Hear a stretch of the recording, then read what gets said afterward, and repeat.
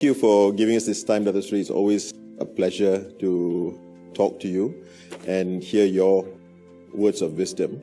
But I think today's session, Dr. Sri, we wanted to basically get your explanation and insight into relationships. This business, as you've always pointed out, is about relationships. And we actually picked out a term called brotherly love. I'm not sure whether you always use that term as in jest or in a way to remind us that basically in this life you have a coach A and a coach B, and that concept explores a person's love for a brother or a friend or a partner. So basically in the upline downline relationship in this business, is tough love necessary? Absolutely. I actually picked up the Coach A, Coach B reference from an ancient treatise written by Chanakya. Chanakya wrote a treatise called Arthashastra, which is very much like Sun-Tzu's Art of War. The Arthashastra, which is over 1,000 years old now, was written to study the art of relationships, among other things. And in it, there is a small treatise on the concept of relationship and the four aspects of relationships. So you have Sama, Dana, Peda, Dandam. These are the four levels in Sanskrit. Coach A and Coach B comes just from the first two, Sama, Dana. So Sama means basically, you are approaching it. It comes from the word samadana, which means to approach it with affection, with balance, with equanimity. So you always try to be Coach A first in every relationship.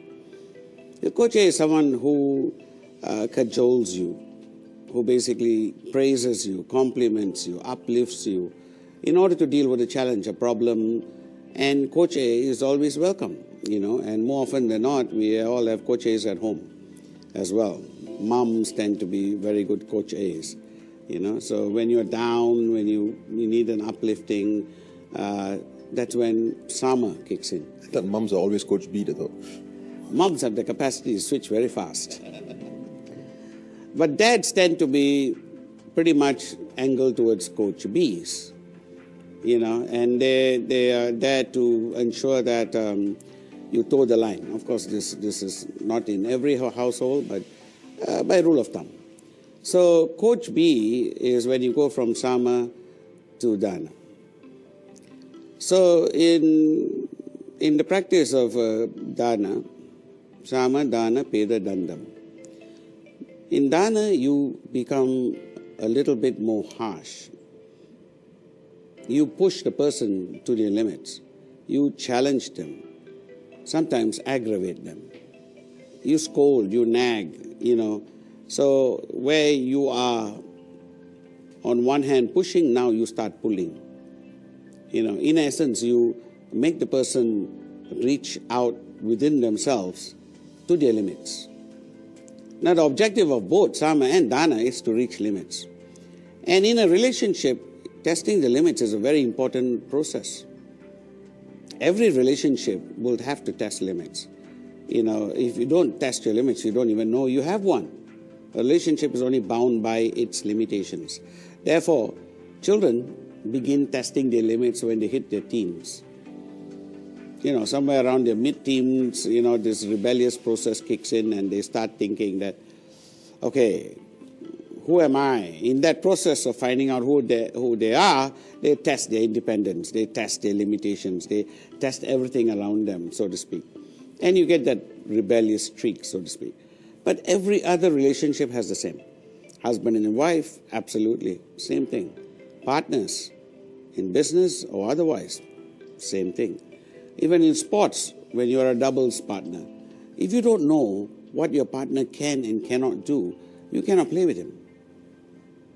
I.e. in badminton or tennis, you sometimes have to allow your partner to make mistakes so you know what his strengths are, what his weaknesses are. Are you with me?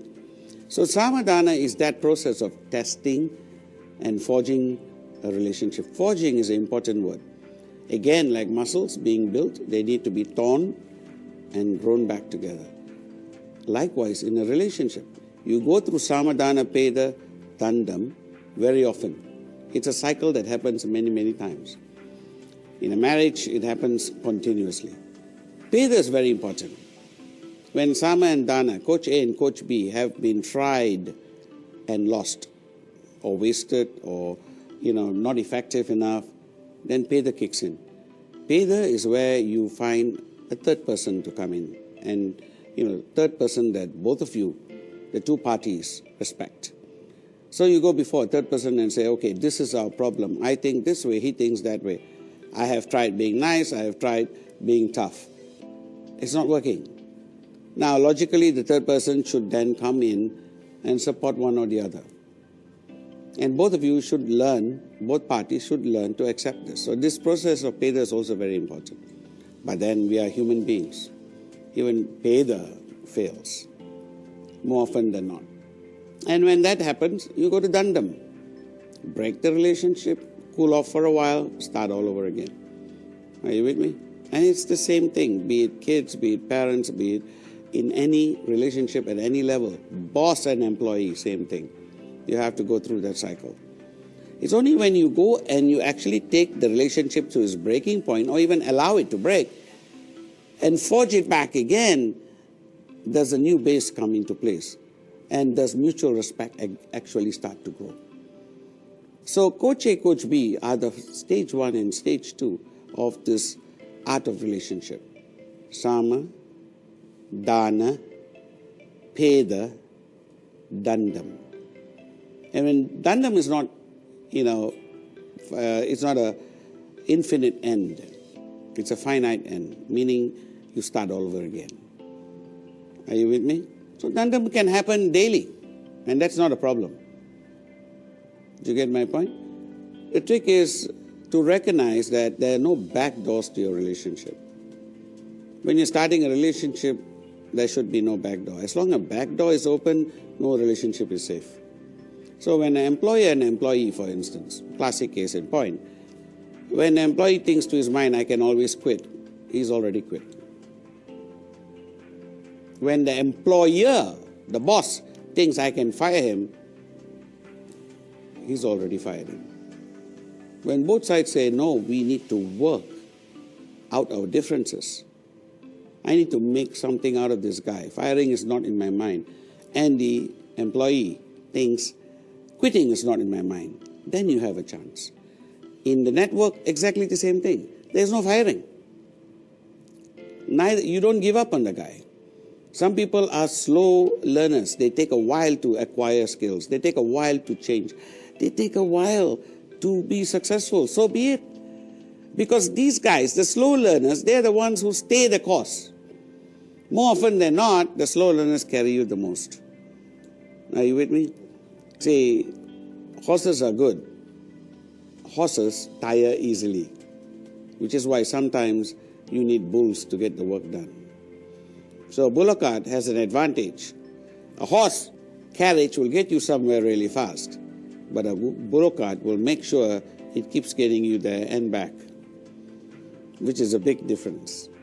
Are you with me? So likewise, when we come to this important aspect, Coach A and Coach B, it's a process that we all have to learn to improve upon. We have to learn to be Coach A's, we have to learn to be Coach B's, and we have to keep on going through this. And it's, it is a process that we have to accept will always be a cycle. And that cycle is what keeps us going.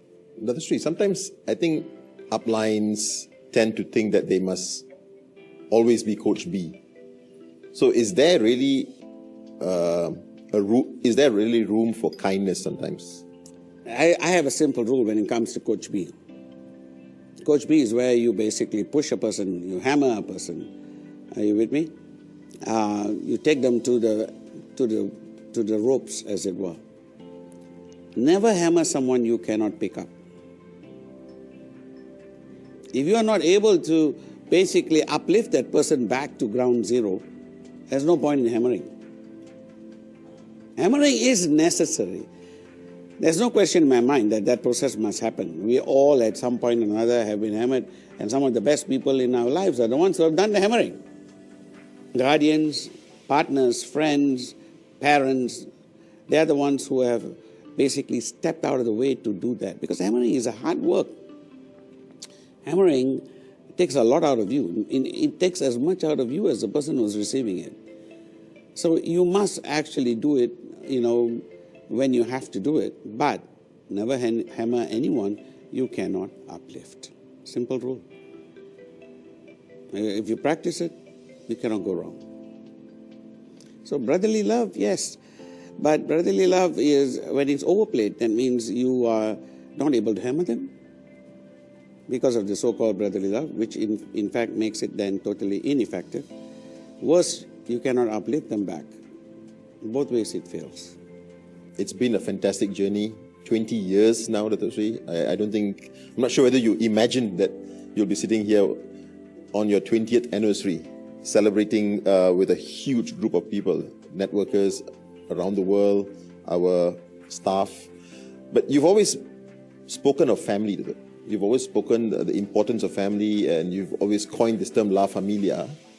How important was that, and why did you decide that you wanted to build something like a family, Dr.? It's interesting to note that sometimes the best members of your family are not related to you. It's a very important statement to keep in mind. The best members of your family never shared a roof with you. Family that is biological is chosen by God. In essence, it's out of your control whatsoever. It is something that you were born with, and you accept that. Why would you not accept the others, so to speak? Even they, when they come across your path at some point, where you meet them, there are no coincidences. If you don't believe in coincidences, then everyone is family. There are no accidents. Are you with me? Everyone is there by intent. Everyone is there for a purpose. So, every member of this path that you meet, there are 7 billion people on this planet. But at the most, at any given time in your lives, you are never going to have more than a couple of dozen, maybe up to 100. Are you with me? Now, because of Facebook, some of us go up to like 300 to 500 and so on. But just because someone likes you on Facebook doesn't make them family.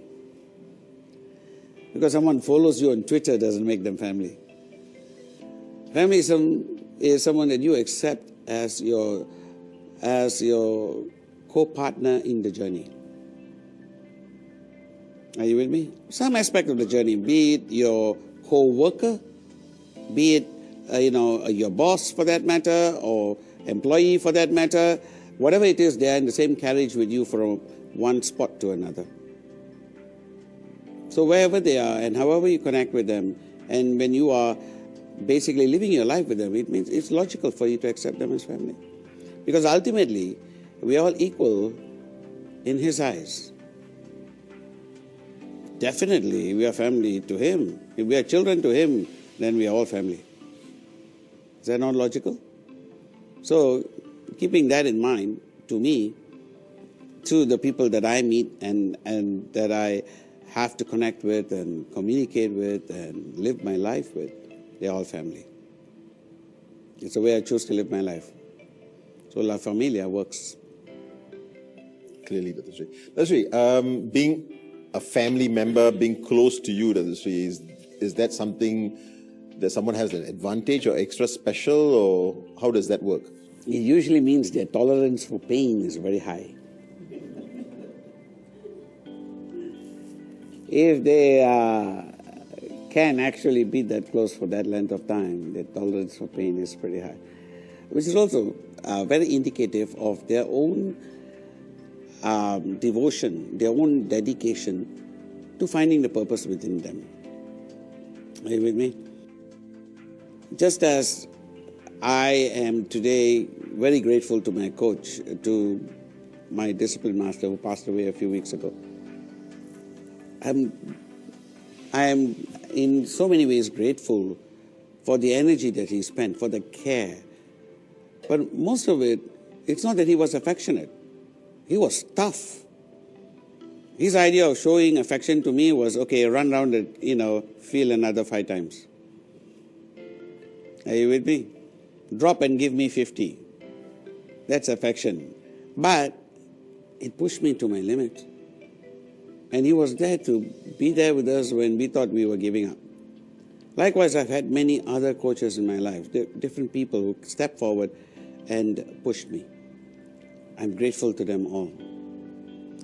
So those who basically come into my inner circle, so to speak, are going to find that I am of the same metal.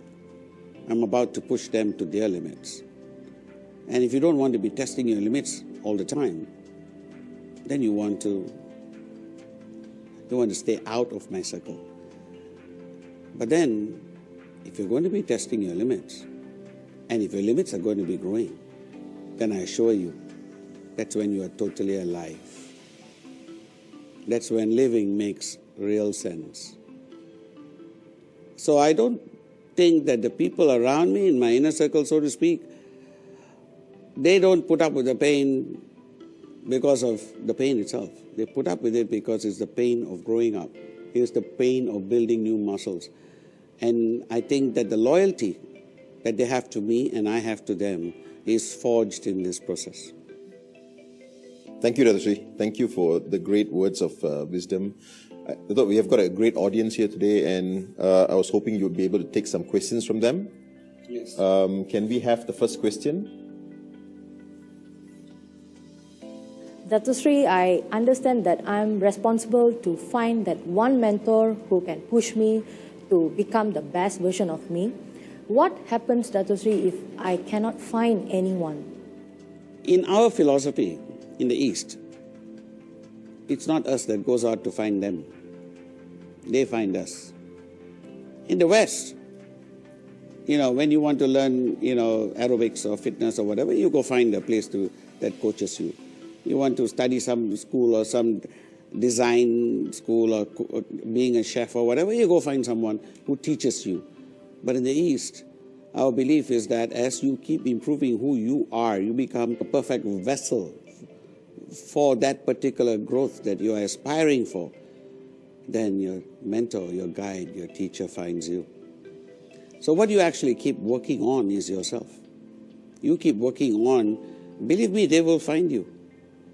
If you keep working on yourself, keep pushing your limits and keep targeting to find that purpose in your life and improving upon that, then inevitably you will find yourself in a place where there will be, because you see, teachers come in many forms. The ultimate so-called teacher that you're looking for is not the one who will drop into your lap instantly. On your way to finding that person will be 10 other people. And you can, if you're prepared to learn from anyone, you don't have to worry, because I guarantee you, at every turn, right now, in the middle of your life, wherever you are, there are teachers around you. Are you with me? There's a very interesting story where a great philosopher in India was asked whose teacher was, because he had just finished an incredible debate, and his vast knowledge was known to, was a surprise to all. So they asked him, who is your teacher? He says, I have 16 teachers. And he started with his pet dog. And I tell you right now, I learned stuff from my dogs that no one else can teach me. Their loyalty, the devotion, the love, the constant, they never carry grudges. Are you getting my point? So you can learn from stone. Make yourself the best vessel. And teachers are like water. Water will find its way. So will your mentor. Okay? That's very powerful. Thank you very much. Thank you. Can we have the next question, please? Datusri, I'd like to congratulate you and your team on this pinnacle, the 20th anniversary of this company. I bet in your 20-year journey, you have been a loving coach and a coach that has been very strong. The question I have is that for me it's quite helpful to have a loving coach rather than a coach that's strong. Is there a preference or am I missing something, Dato' Sri? I think a balance is always necessary. The loving coaches, are usually mums. In a classic case in point is all our loving coach is a mum. And the limitation of a mum is that because she's constantly looking out for you ahead of herself sometimes, is that it's more short-term than long-term. There are things that the loving coaches basically cannot do, which is to push us to our absolute limits. You don't actually perform and get A's because you are being fed well and being pampered and spoiled. It may be something that you give upon a reward after you get your A's. Are you getting my point? But on the process of getting the A's, there's some level of pushing that must happen. So for you to perform in life per se, it's more the other coaches that will take you across. The tough coaches. The tough coaches are the ones who are going to, because ultimately our biggest problem is that we are our own loving coaches. Nobody can be more loving to you, Kelvin, than yourself. The most loving coach that Kelvin has in his life is Kelvin. Are you with me? So when you are your own most loving coach, you are the one who stops before the refrigerator on your way up to the bed to say, "Left one more ice cream before I go." I'm sure I can be forgiven tomorrow, no problem. You are the one who basically breaks your own rules. Why? It's okay. It's fine. You don't need any more loving coaches. You need the tough ones. Are you with me? So you need somebody who can give you a kick up your butt as opposed to patting it all the time. Are you with me? Sri, thank you very much. It's been a truly engaging session and we hope we can sit with you again soon. Thank you very much, Dato' Sri. Thank you.